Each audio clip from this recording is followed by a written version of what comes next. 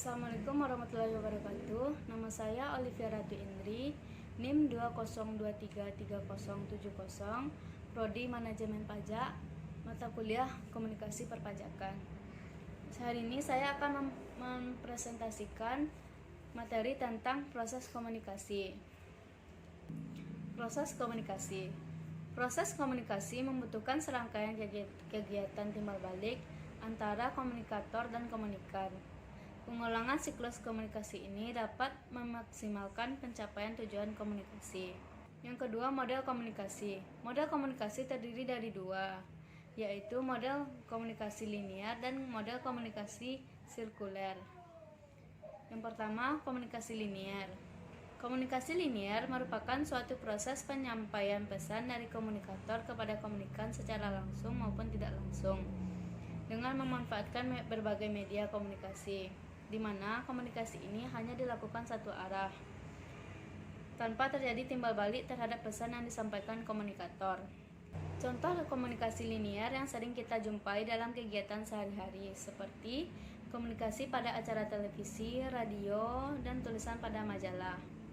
Contoh lainnya pada dunia perpajakan seperti poster atau video singkat yang mengajak membayar pajak, menginfokan tarif pajak terbaru, alokasi uang pajak yang disampaikan di media sosial seperti Facebook, Instagram, Twitter, dan YouTube. Elemen komunikasi linear. Yang pertama yaitu sumber. Sumber yang dimaksud adalah dari mana asal pesan yang disampaikan. Tentu yang menjadi sumber adalah komunikator atau pemberi pesan. Sumber menjadi elemen yang pertama dalam komunikasi, karena jika tidak ada sumber maka komunikasi tidak akan terjadi. 2. Pesan.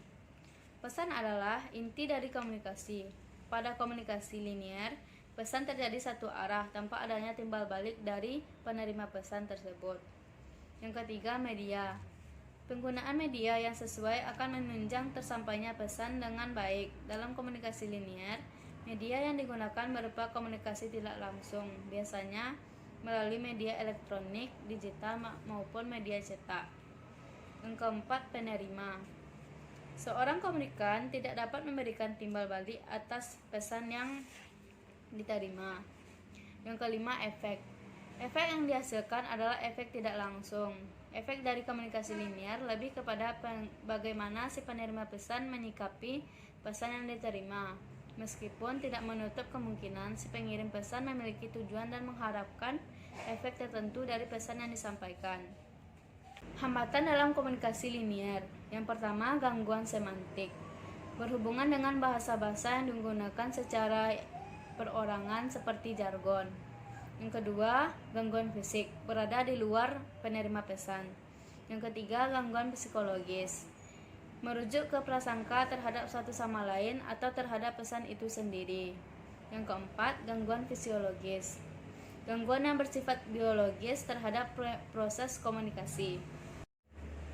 Yang kedua, komunikasi sirkuler. Model komunikasi sirkuler banyak diberlakukan dalam bentuk komunikasi pribadi, ditandai dengan adanya unsur balik, di mana pelaku komunikasi masing-masing secara bergantian bertindak sebagai komunikator atau komunikan, sehingga proses komunikasi yang berlangsung dapat menjadi dua arah dan mendapatkan kesepakatan bersama. Proses penting dalam komunikasi sirkuler. Yang pertama, komunikator akan menyampaikan pesannya melalui saluran komunikasi tertentu agar pesannya tersampaikan kepada komunikan.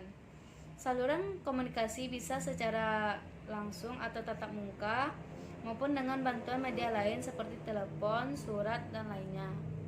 Yang kedua, setelah komunikan menerima pesan, komunikan harus dapat mengartikan pesan yang telah diterima dan memberikan respon atau reaksi terhadap pesan tersebut, sehingga komunikan berubah menjadi komunikator dan komunikator berubah menjadi komunikan.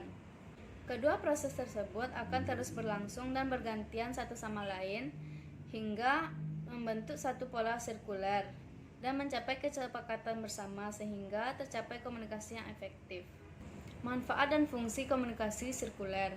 Yang pertama, untuk menunjukkan adanya hubungan visual. Yang kedua, untuk menggambarkan proses komunikasi yang berlangsung. Yang ketiga, untuk membantu mengemukakan atau juga mengatasi kemacetan komunikasi. Sekian presentasi dari saya. Wassalamualaikum warahmatullahi wabarakatuh.